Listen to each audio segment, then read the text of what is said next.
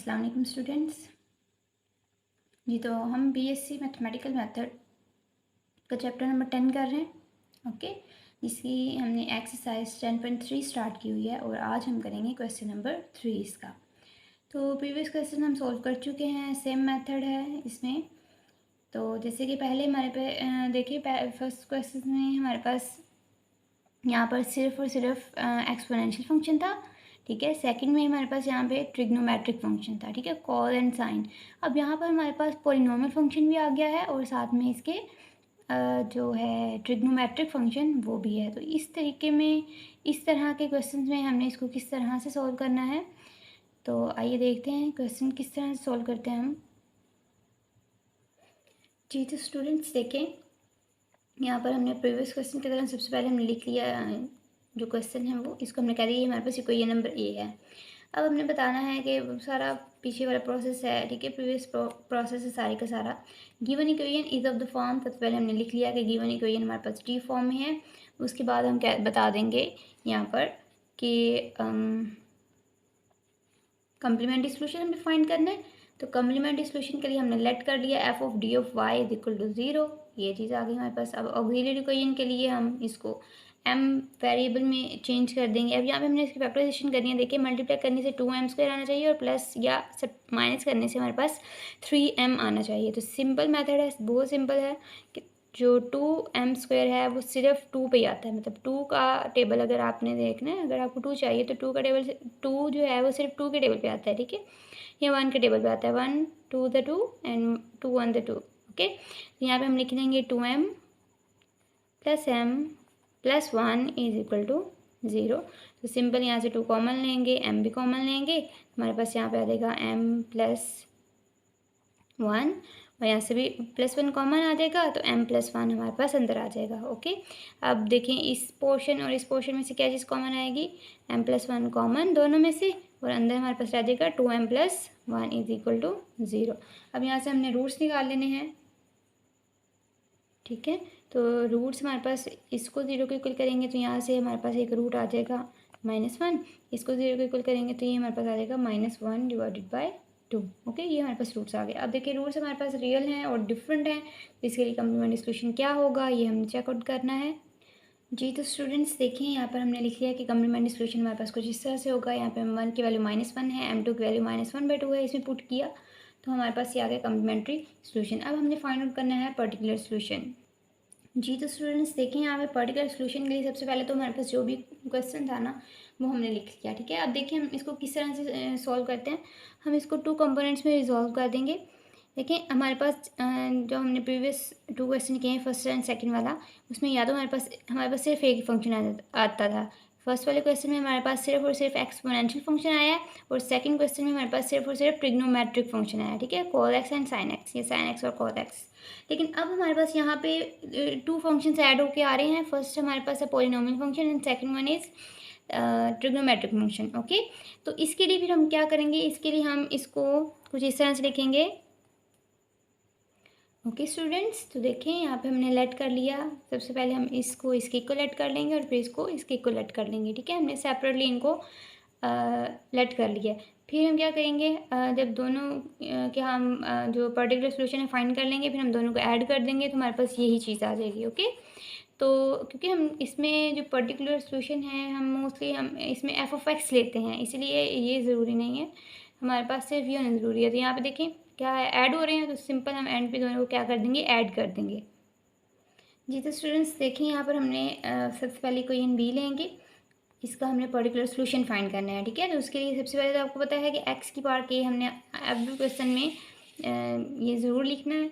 उसके बाद यहाँ पे देखिए पोलिनोमियल है, सॉरी यहाँ पे x² है, तो ये पोलिनोमियल है, तो पोलिनोमियल को यहाँ पे हम इसकी क्वाड्रेटिक इक्वेशन बना लेंगे। फॉर एग्जांपल देखिए यहाँ पे हमारे पास क्या है, पहले क्या होता है, ये आ जाएगा ax² plus bx plus c, ठीक है। ये ज़रूरी है, सिर्फ आप x² नहीं ले सकते, हमने ये सारी की सारी जो इक्वेशन बनानी है क्वाड्रेटिक इक्वेशन बनानी है, ठीक है। तो यहाँ पे हमारे पास आ गया ax² plus bx plus c। तो इसी तरह अगर आपके पास ट्रिग्नोमेट्रिक फंक्शन जो है वो, ये रूल है इसका, अगर तो सिर्फ ट्रिग्नोमेट्रिक फंक्शन भी आपके पास एक है, तो लिहाजा आपने इसको जब सोल्व करना है तो आपने ये नहीं लिख देना कि जैसे ए बी सी कॉन्स्टेंट यहाँ पे यूज़ कर लिया, उसके बाद D cos of X. No, यहाँ पर आपने साइन में भी लेना है और कॉज में भी लेना है, ठीक है। फॉर एग्जांपल आप लिखेंगे D cos of X plus E sine of X. Okay, तो इस तरह से हमने ये जो पोलिनोमियल है इसकी जो पावर है इनको डिक्रीज़ भी करना है। तो एक्स स्क्वायर जो है इसकी हाईएस्ट पावर है, तो यहाँ पे हमारे पास आ जाएगा एक्स इंटू यहाँ पे आ गया एक्स की पावर 0। अगर हाईएस्ट पावर हमारे पास एक्स होती तो फिर हमने लिखना था A X plus B. Okay, simple इतना लिखना था, कॉन्स्टेंट तक लिखना था। तो चलिए आए नेक्स्ट क्वेश्चन हम स्टार्ट करते हैं। अब जो स्टेप हैं वो नेक्स्ट स्टेप इनके क्या होंगे, सिंपल से हैं, सेम हैं। सबसे पहले तो आपने इसको देखना है कि क्या वाई सी जो है वो आइडेंटिकल है, ठीक है। सबसे पहले तो हमने ये चीज़ देखनी है, तो देखें वाई सी आइडेंटिकल है, नहीं है। उसके बाद हमने ये ऑब्जर्व करना है कि क्या वाई पी और वाई सी में कोई भी एक ऐसे अमाउंट या होल अमाउंट क्या ये सेम है। तो देखिए यहाँ पे कोई भी सेम नहीं है, क्योंकि यहाँ पे एक्सपोनेंशियल है, यहाँ पे तो किसी के साथ भी एक्सपोनेंशियल नहीं है, तो इसलिए भी सेम नहीं है। तो लिहाजा हम के की वैल्यू क्या लेंगे, इसलिए हम के की वैल्यू ले लेंगे 0, ठीक है। पुट कर दें जी। तो स्टूडेंट्स देखिए हमने वैल्यूज पुट कर दी कि एक ही जगह पे 0 आ गया, एक्स की पावर 0 इक्वल टू 1 होता है, ये सारा मल्टीप्लाई होकर 1 से ये चीज़ आ गई, इसको हमने कह रही कोई नंबर 1। ओके, अब इसका डेरिवेटिव लेना है, क्योंकि सेकंड डेरिवेटिव तक हमने फाइंड करनी है ना। क्वेश्चन में सेकंड डेरिवेटिव जो क्वेश्चन है हमारे पास वो सेकंड डेरिवेटिव से स्टार्ट हो रही है। देखिए second derivative, first derivative and simple जो है। तो इसके लिए हमने देखिए पहला फर्स्ट डेरिवेटिव लिया, ये आ गया हमारे पास 2ax, इसका डेरिवेटिव लिया x के लिहाज से, तो ये हमारे पास आ गया b, c के डेरिवेटिव लेंगे तो हमारे पास आ जाएगा 0, सिंपल। अब यहाँ पे हमने अब सेकंड डेरिवेटिव भी तो फाइंड करना है ना, तो इसके लिए हमने क्या करना है, इक्वेशन 2 का ही डेरिवेटिव ले लेना है अगेन। तो हमने यहाँ पे डेरिवेटिव ले लिया इक्वेशन नंबर 2 का, तो इक्वेशन नंबर 2 का हमारे पास आ गया 2a, ठीक है, क्योंकि इसके साथ x था, तो x का डेरिवेटिव x के लिहाज से लेंगे तो हमारे पास x खत्म हो जाएगा, 2a आ जाएगा। उसके पास साथ प्लस b था, तो b कॉन्स्टेंट है, तो कॉन्स्टेंट का डेरिवेटिव ऑलवेज 0।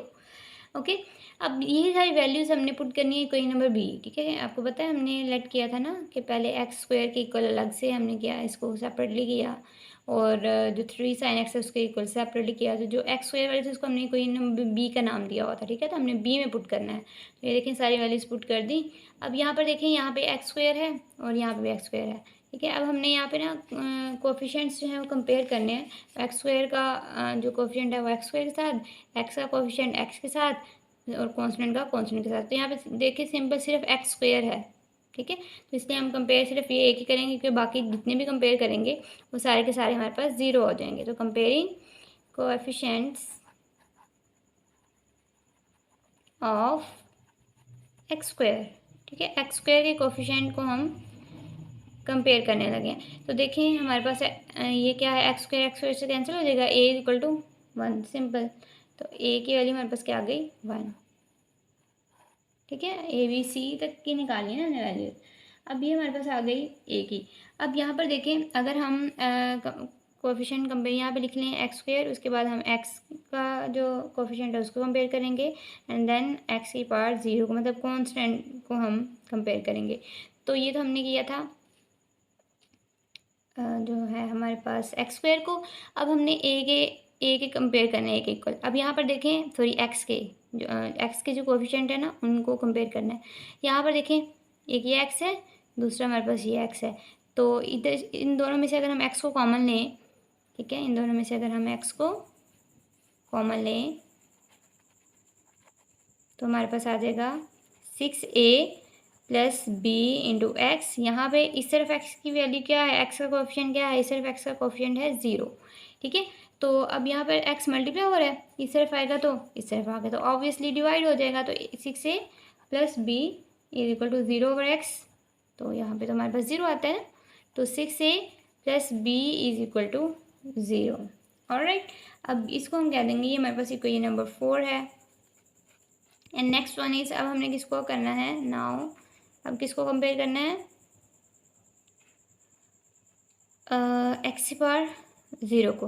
ओके, तो एक्स की पावर 0 देखिए, एक्स की पावर 0 मतलब है कॉन्स्टेंट नंबर। तो कॉन्स्टेंट नंबर हमारे पास क्या है, 4a plus 3b plus c, ठीक है। तो यहाँ पे आ जाएगा 4a plus 3b plus c is equal to 0, okay. इसको हम कह देंगे इक्वेशन नंबर 5 है, सिंपल। तो अब हमने यहाँ पर a की वैल्यू इसमें पुट करें, तो हमारे पास इसे हम यहाँ पे एक साइड पे कर लेते हैं ज़रा। तो put a is equal to 1 in equation 4। तो यहाँ पे हमारे पास आ जाएगा 6 into 1 plus B is equal to 0, और ये आ जाएगा 6 plus B is equal to 0। B की वैल्यू फाइंड करनी है, प्लस 6 से दूसरी तरफ जाके -6 हो जाएगा, तो बी की वैल्यू हमारे पास आ गई -6। ओके, इसी तरह अब ये बी की वैल्यू है, ये हमारे पास ए की वैल्यू थी। दोनों वैल्यूज हम क्वेश्चन इक्वेशन नंबर 5 में पुट करेंगे। पुट वैल्यू, ठीक है, देखें, put value of A and be in equation 5। Alright, अब देखें यहाँ पे हम इसको करते हैं पुट, तो क्या आंसर आता है। ठीक है स्टूडेंट, तो देखिए यहाँ पे हमने वैल्यू पुट की है और बी की इस इक्वेशन में, तो 4 एज इट इज़, ए की जगह पे वैल्यू 3 एज इट इज़, एक बी की जगह पे इसकी वैल्यू बाकी एज इट इज़। तो इन सबको किया तो हमारे पास सी की वैल्यू आ गई 14। अब ये जो ए बी सी हैं, ये सारी की सारी हम किस में पुट करेंगे इनको, जो हमारे पास इक्वेशन थी ना जिसमें और भी ए बी और सी था, ठीक है, जिसको हमने इक्वेशन नंबर 1 का नेम दिया था, उसमें पुट कर देंगे।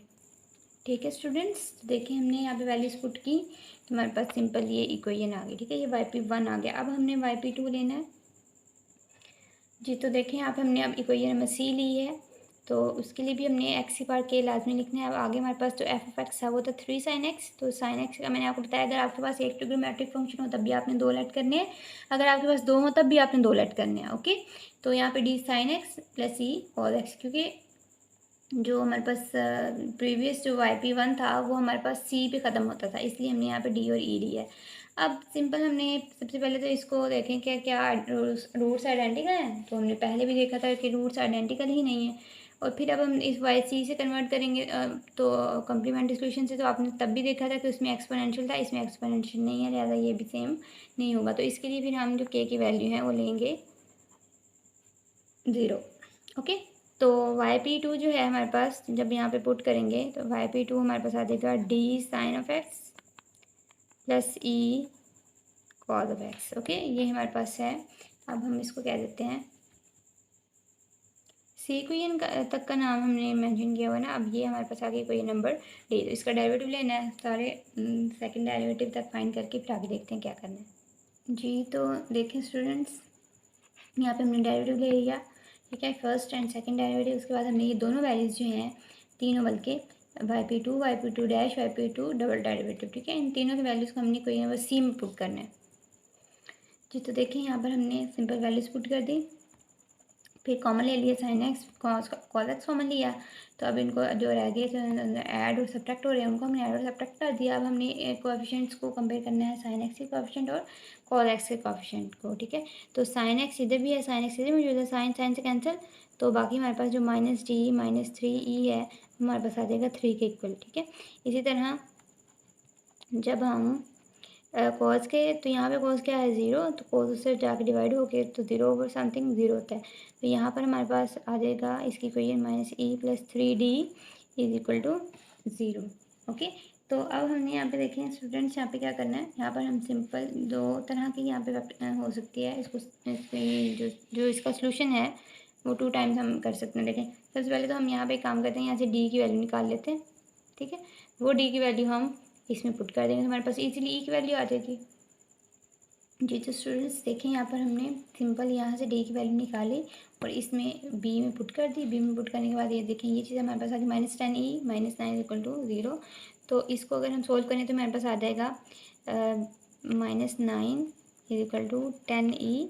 यहाँ से ई की वैल्यू निकालें तो ईजीली ई की वैल्यू हमारे पास यहाँ से आ जाएगी, E is equal to -9 divided by 10, ठीक है।